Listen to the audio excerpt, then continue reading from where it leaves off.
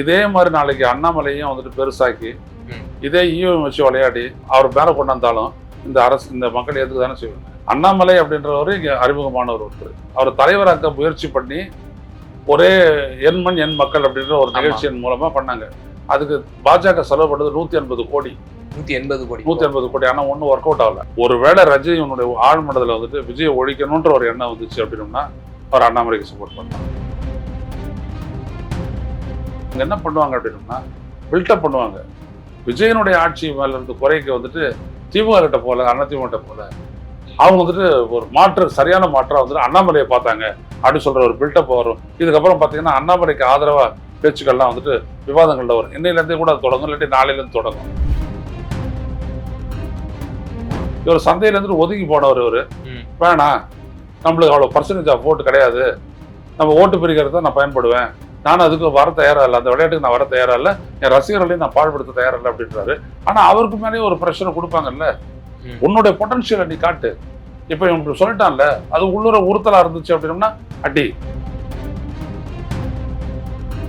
இதுக்கு யாரும் மிரட்டுறது?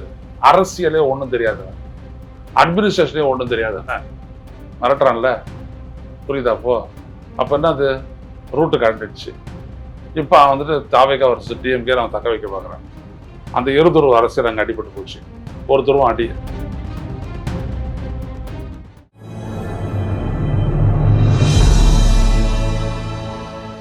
தமிழ் நியூஸ் நேரல் வணக்கம். இன்றைய சிறப்பு நேர்காணலில் நம்மோடு இருந்திருப்பவர் மூத்த பத்திரிகையாளர், அரசியல் திறனாய்வாளர், மரியாதைக்குரிய திரு ஐயநாதன் சார். சார் வணக்கம். மிகப்பெரிய ஒரு பூகம்பம், ஒரு மீண்டும் ஒரு பரபரப்புக்கு பஞ்சமில்லாத ஒரு தொடர் செய்தியா வந்துட்டு இருக்கிறது வந்து பாஜகவினுடைய முன்னாள் மாநில தலைவர் திரு அண்ணாமலை தனி கட்சி துவங்க போறாரு. ரஜினி அவருக்கு வந்து பேக்கப்ல இருந்து வாய்ஸ் கொடுக்க போறாரு. ரஜினியினோட வாய்ஸா திரு அண்ணாமலை இப்போ தமிழ்நாட்டில் களமிறங்க போறாரு அப்படின்னு சொல்லி தொடர்ந்து 24 மணி நேரமும் அதே ஒரு செய்தியா 2-3 நாட்களாக வந்து பேசப்பட்டே வருது.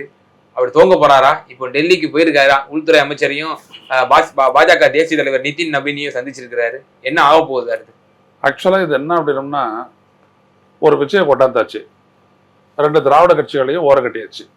இப்ப அடுத்தபடி என்ன இதை நம்பிட்டாங்க ஜனங்க. அவர் தான் வந்துட்டாரு, இவங்களெல்லாம் முடிச்சு. இதே மாதிரி நாளைக்கு அண்ணாமலையும் வந்துட்டு பெருசாக்கி இதே ஈவம் வச்சு விளையாடி அவர் மேல கொண்டாந்தாலும் இந்த அரசு இந்த மக்கள் ஏற்றுக்கு தானே செய்வாங்க. நீங்க நல்லா கவனிங்க. அண்ணாமலை அப்படின்றவர் இங்க அறிமுகமானவர் ஒருத்தர். அவர் தலைவராக்க முயற்சி பண்ணி ஒரே எண்மண் எண் மக்கள் அப்படின்ற ஒரு நிகழ்ச்சியின் மூலமா பண்ணாங்க. அதுக்கு பாஜக செலவு பண்ணது 180 கோடி. 180 கோடி. ஆனா ஒன்றும் ஒர்க் அவுட் ஆகல. ஆனா அண்ணாமலை என்ன சொன்னார்னா 18.5% ஓட்டு பாஜக தலைமையிலான கூட்டணி கிடைச்சிருச்சு மக்களவை தேர்தலில். 11.5% ஓட்டு தனி ஓட்டு அப்படின்னாரு.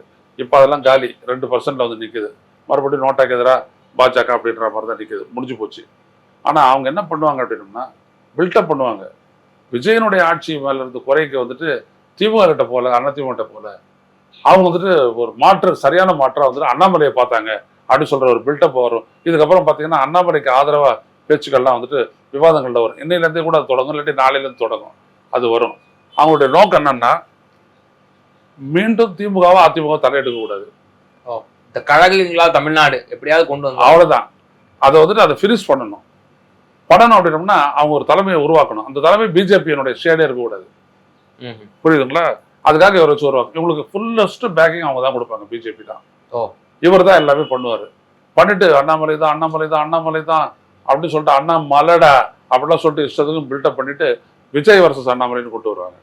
ஏற்கனவே ஒரு அவர் மாநில தலைவரா இருக்கும் போதும் இதே நேரடி தான், திமுகவுக்கும் பாஜகவுக்கும் தான் போட்டி அப்படிங்கிற மாதிரி சொன்னாரு. இபிஎஸ் தான் ஒண்ணுமே இல்ல, அவர்லாம் வந்து எதிர்கட்சியாவே ரோலே செயல்படல.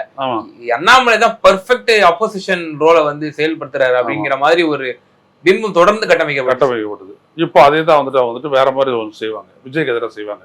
நம்பிக்கை வச்சாங்க விஜயால நம்பிக்கை நிறைவேற்ற முடியல. ஸோ மக்களுடைய பார்வை எப்படி அண்ணாமலை பக்கம் திரும்பிச்சுன்னு அண்ணாமலைன்னா அடுத்த 3 வருஷம் 29 ஒரே நாடு ஒரே தேர்தல் அப்போ கொண்டாந்து ப்ரமோட் பண்ணுவாங்க. முடிஞ்சு போச்சுங்களா? அப்ப இன்னைக்கு வந்துட்டு விஜய் வந்துட்டு எப்படி மகிழ்றாரோ அன்னைக்கு வந்துட்டு அந்த மாதிரி மாறும் அது கதை. இதுல திமுகவும் அதிமுகவும் உஷாரா இல்லைன்னா அவங்களுடைய கதை கந்தலாயிடும்.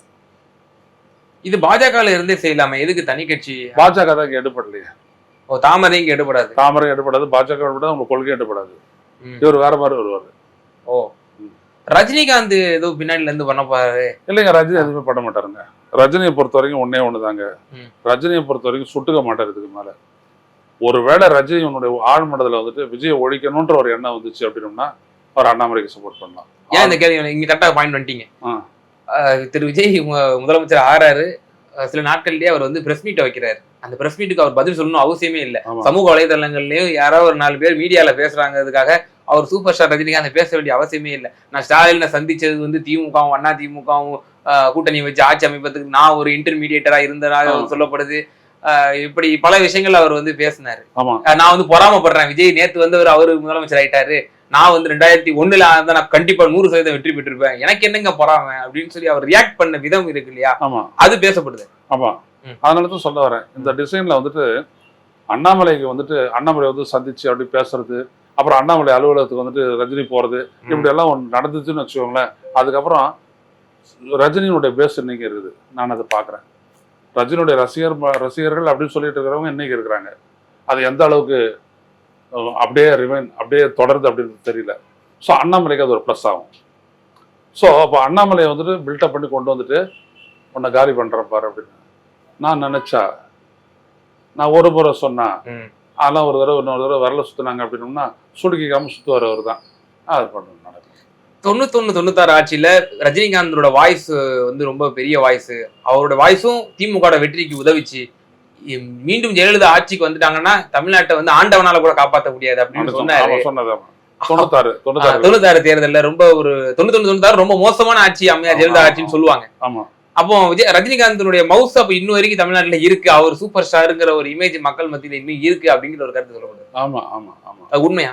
அதாவது அவர் சூப்பர் ஸ்டார் படம் ஓடிக்கிட்டு இருக்குது இல்ல, அப்பதான் அவங்க சொல்லுவாங்க அவர் ஒரு பிசினஸ்ங்க. விஜய் ஒரு பிசினஸ், அவர் ஒரு பிசினஸ், அஜித் ஒரு பிசினஸ், கமல்ஹாசன் ஒரு பிசினஸ், எல்லாமே ஒரு பிசினஸ். இது கத்திரிக்காய், இது முருங்கைக்காய், இது வெண்டைக்காய், இது பாவக்காய், எல்லாத்துக்கும் ஒரு பிசினஸ் உண்டு. சுகர் இருக்கிறவன் பாவக்காவை எடுத்துக்கோ, மற்றவன் அதை எடுத்துக்கோ, சாதாரண நல்லா கத்திரிக்காய் எடுத்துக்கோ, எல்லாம் இப்படிதான் வரும். எல்லாம் சந்தைக்கு வந்து நின்னதுல இப்ப இவர் சந்தையில இருந்து ஒதுங்கி போனவர். இவரு வேணாம், நம்மளுக்கு அவ்வளவு பர்சன்டேஜ் ஆஃப் ஓட்டு கிடையாது, நம்ம ஓட்டு பிரிக்கிறத நான் பயன்படுவேன், நானும் அதுக்கு வர தயாரா இல்லை, அந்த விளையாட்டுக்கு நான் வர தயாரா இல்லை, என் ரசிகர்களையும் நான் பாழ்படுத்த தயாரா இல்லை அப்படின்றாரு. ஆனா அவருக்கு மேலேயே ஒரு பிரச்சனை கொடுப்பாங்கல்ல, உன்னுடைய பொட்டன்ஷியலை நீ காட்டு. இப்ப இவன் சொல்லிட்டான்ல, அது உள்ளூர உறுத்தலா இருந்துச்சு அப்படின்னோம்னா அடி நவுத்தரலாம் இவனை அப்படின்னு சொல்லிட்டு வந்தாங்க அப்படின்னோம்னா இதெல்லாம் நடக்கும்.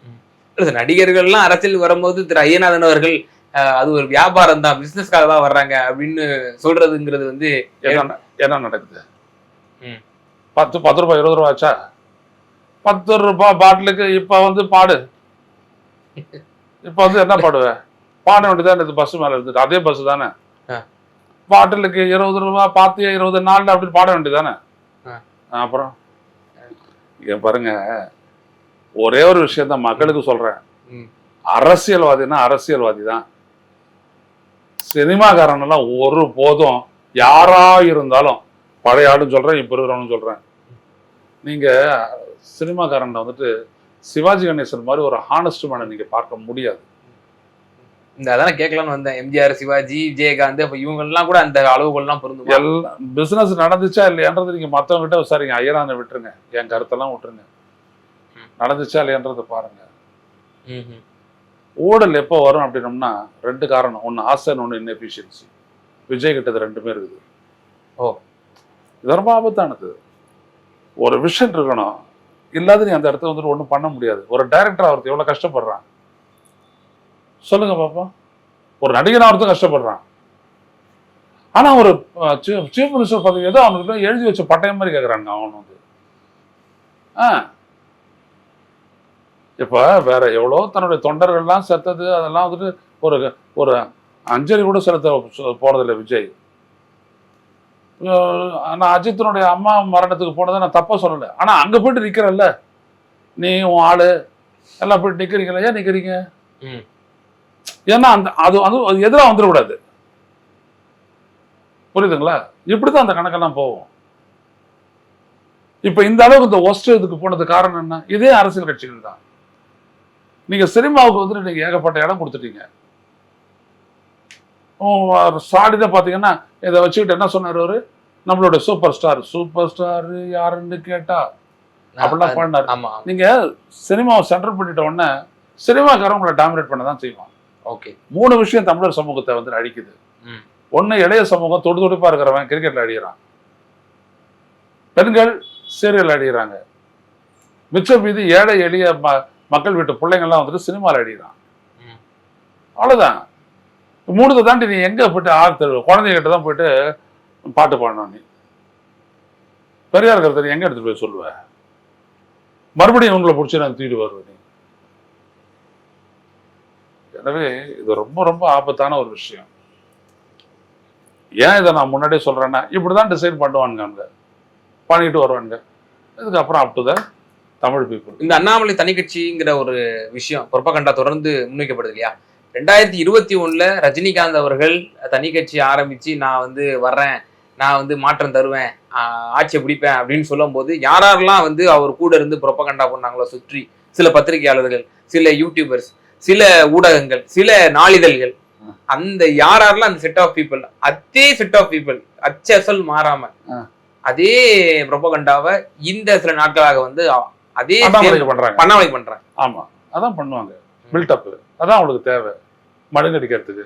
பண்ணட்டும், அவங்க பண்றதை அவங்க பண்ணுவாங்க, நம்ம பண்றதை அவங்க பண்ணுவோம், பார்ப்போம். எனக்கு வேற ஒண்ணு வேணாம், இவிஎம் ஒழிச்சிட்டா போறோம். இவங்களுடைய எல்லா விதமான பில்டப்பையும் தகர்த்தரிச்சிடலாம், அந்த நம்பிக்கை எனக்கு இருக்குது. இவிஎம் ஒழிக்காம இந்த நாட்டுல நேர்த்தியான ஒரு நேர்த்தியான அரசியல் ஒண்ணு இருக்காது. இப்போ தனியா கட்சி ஆரம்பிச்சு இவர் வந்து ஒரு செட் ஆஃப் ஓட்டை வாங்கி இரு திராவிட கட்சிகளுக்கு எதிரான ஒரு இயல்பான ஒரு கொள்கை, எதிர்கொள்கையை ஒன்று வந்துட்டு உருவாக்குவார். அண்ணாமலை மொட்டை அடிச்சுக்கிடுவாரு, கும்பை வச்சுக்கிடுவாரு, காவடி எடுப்பாரு, வேலை தூக்குவாரு, ஆடுவார், அங்க பிரதட்சணம் பண்ணுவாரு, ஏற்கனவே சாட்டை விட்டு அடிச்சுக்கிட்டு வர தானே, அந்த மாதிரி எல்லாம் பண்ணுவார் அவரு. ஸோ அது இந்த சிந்தனைக்கு எதிர் சிந்தனைன்னு ஒன்றத்தை உருவாக்கணும் அப்படின்னு தானே அவங்க முயற்சி பண்ணாங்க. அது வரைக்கும் பாஜக தோத்துருக்குது, இப்போ உருவாக்க பார்ப்பாங்க, அவ்வளவுதான். இப்போ இதனால எப்படி நாளைக்கு பாஜக தங்களுடைய பாலிசிஸை வந்து தமிழ்நாட்டில் அவங்களுக்கு தேவையில்லை. தமிழ்நாடு அவங்களுக்கு அப்படியே டொக்கா கிடைச்சிருச்சு இல்லை. தமிழ்நாடுன்னா வளம், தமிழ்நாடுன்னா இன்வெஸ்ட் டெஸ்டினேஷன், தமிழ்நாடுன்னா ஆயில், எல்லாத்தையும் வந்துட்டு இங்கே வந்து பறிக்கலாம், தமிழ்நாட்டை 3 உடைக்கலாம், என்ன வேணாலும் பண்ணலாம். ஓ ஓகே, அந்த மாதிரி போகுன்றீங்க. அந்த மாதிரி போகும். கொங்கு நாடு தனியா போகும், வட தமிழகம் தனியா போகும், எதை வேணாலும் பண்ணலாம், சவுத்து தனியா போகும் அப்படின்ற மாதிரி கூட அவங்களுக்கு தொலைநோக்கு சிந்தனை இருக்கு. ஆமா, தொலைநோக்கு சிந்தனை இல்ல சார். அப்போ தமிழ்நாட்டுல ஒரு பாஜக தாமரை சின்னத்துல ஜெயிச்ச ஒரு முதலமைச்சர் நம்பிக்கை விஜயனால வருது அவங்களுக்கு. ஓகே, அதான் முக்கியம். நேத்து கட்சி ஆரம்பிச்சவரு அவங்கதான் பண்ணிருக்கிறாங்க. ஆனா அது அவ்வளவு தூரம் யாருமே டிஸ்ட்ரிபியூட் பண்ணலையே விஜயனுடைய வெற்றியை. அது என்னடா, அது இங்க ஆள அங்க ஆளு, புதுக்கோட்டையில மிஸ்ஸிங், அப்போ புதுச்சேரியில மிஸ்ஸிங், இன்னும் ஒரு 8 மாவட்டங்கள்ல ஒண்ணுமே இல்லை. அதெல்லாம் எப்படி, இதெல்லாம் யாரும் கேட்கலையே. அதனால செய்யும் போது ஒரே ஒரு விஷயம் தான் நான் சொல்ல வரேன். படைப்பு அல்லது ஆண்டவன் எப்படி வேணாலும் வச்சுக்கோங்க, மனசையும் கொடுத்துருக்கிறான், புத்தியையும் கொடுத்துருக்கிறான், மூளையும் கொடுத்துருக்கிறான். இதுங்க கோஆர்டினேட்டடா நல்லா செயல்பட்டுச்சு அப்படின்னோம்னா ஒரு நாட்டுக்கு விடிவு பிறக்கும், ஜனநாயகபூர்வமான ஒரு அரசியல் விடிவு பிறக்கும். இது எதுவுமே இல்லைன்னா நீங்க ஒரு மோசமான நிலைக்கு போவீங்க. இப்ப நடக்கிறதா தான். இறுதியான ஒரே கேள்வி, திமுக எப்படி அதை சர்வை பண்ணும் தன்னுடைய? கவலைப்படாதீங்க, இந்த இடத்துல ஒரு மாற்றம் உருவாக்கிட்டாங்க அப்படின்னோம்னா அது அடிப்படும். நான் எதுக்கு நான் விஜய் ஆதரிச்சேன்றதை நான் சொன்னல உங்களுக்கு, அதிமுக அடியும், அந்த இடத்த பிஜேபி பிடிக்கும், அதுக்கு பதிலாக ஒரு தமிழன் கட்சி ஆரம்பிச்சான், அதனால நான் சப்போர்ட் பண்ணேன். கடைசியில் அது என்னாச்சு? யார் அது வச்சுனா, யார் சிடிஆர் நிர்மல்குமார், யார் அருண்ராஜ், எல்லாம் வந்துட்டாங்க.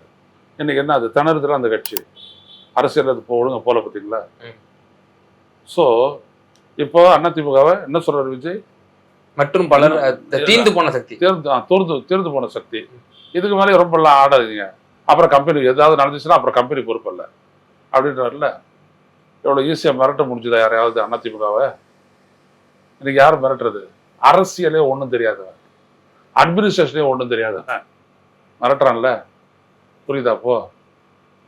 அப்போ என்ன, அது ரூட்டு காண்டிடுச்சு. இப்போ அவன் வந்துட்டு தாவேகா வருஷம் டிஎம்கே அவன் தக்க வைக்க பார்க்குறான்.